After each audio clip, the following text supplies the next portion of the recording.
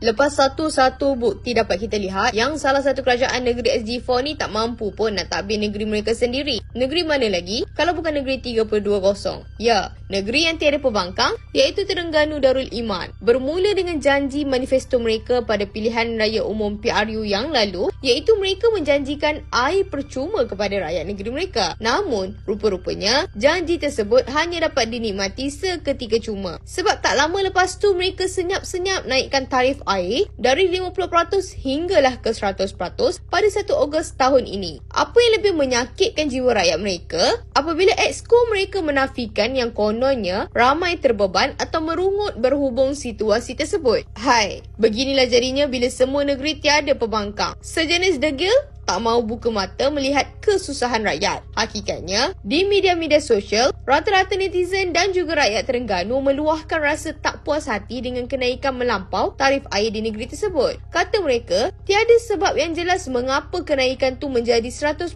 sedangkan Terengganu sebelum ni tidak berdepan dengan masalah tiada air mahupun bekalan air kotor seperti di negeri jiran iaitu Kelantan. Umum mengetahui yang hal berkaitan air ni memang 100% diuruskan oleh kerajaan negeri sendiri. Jadi, rasanya memang mereka tiada alasan untuk letakkan segala kesalahan atas kepala persekutuan. Bila PMX Datuk Seri Anwar Ibrahim membuat keputusan turunkan harga minyak sebanyak 6 sen pula, puak mereka lah yang bukan main terpaling komplain. Kata mereka, PMX tak ikhlas, setakat 6 sen, buat apa beri dan macam-macam jenis hinaan mereka lontarkan. Tapi, saat negeri mereka naikkan bil air kepada pengguna domestik dengan penggunaan tinggi yang akan terkesan dengan kenaikan lebih ketara iaitu kadar tambahan masing-masing 86 sen dan RM1.17 bagi peringkat penggunaan kedua dan ketiga, mereka pejamkan mata dan buat-buat senyap saja. Nampak gayanya, baiklah disuruh Dr. Sam tu resign saja dari jadi Menteri Besar secara terus-terusan. Terengganu langsung tak nampak maju di bawah pentadbirannya. Yelah, bonus penjawat awam dan bantuan banjir pun diminta kepada PMX. Baiklah Terengganu berikan saja Safwan Afnan takbir negeri mereka. Ini juga menguatkan lagi bukti yang PAS tak layak mentadbir kerajaan. Bagaimanalah mereka boleh fikir untuk takbir negara pula kan? Hanya pandai memekak kat parlimen dan TikTok saja. Tapi satu penyelesaian pun tak mampu dibuat untuk menjaga rakyat mereka. Yang mereka tahu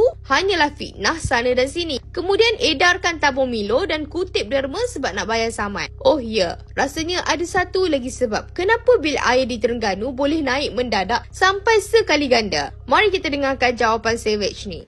Kenapa tarif air Terengganu naik almost 100%? Sebab tak ada DAP.